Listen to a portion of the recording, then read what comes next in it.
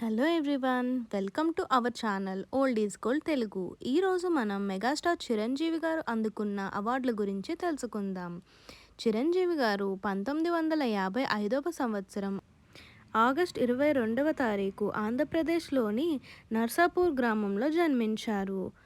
2006వ సంవత్సరంలో ఏపీజే అబ్దుల్ కలాం గారి చేతుల మీదుగా పద్మభూషణ్ అవార్డును అందుకున్నారు. ఇటీవల 2024వ సంవత్సరంలో చిరంజీవి గారు పద్మవిభూషణ్ అవార్డును అందుకున్నారు. చిరంజీవి గారు ఉత్తమ నటుడు అందుకున్న సినిమాలను చూద్దాం.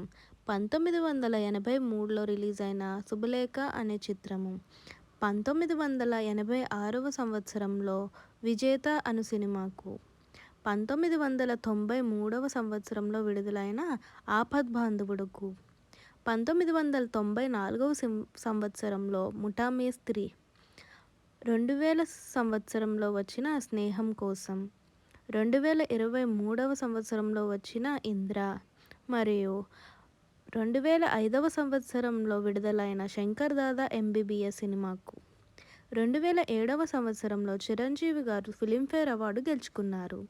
2011వ సంవత్సరంలో లైఫ్ టైమ్ అచీవ్మెంట్ అవార్డును గెలుచుకున్నారు. అలాగే 2018వ సంవత్సరంలో రిలీజ్ అయిన ఖైదీ నెంబర్ 150 సినిమాకు చిరంజీవి గారు బెస్ట్ యాక్టర్ను గెలుచుకున్నారు. Please like, share and subscribe our channel. Thank you.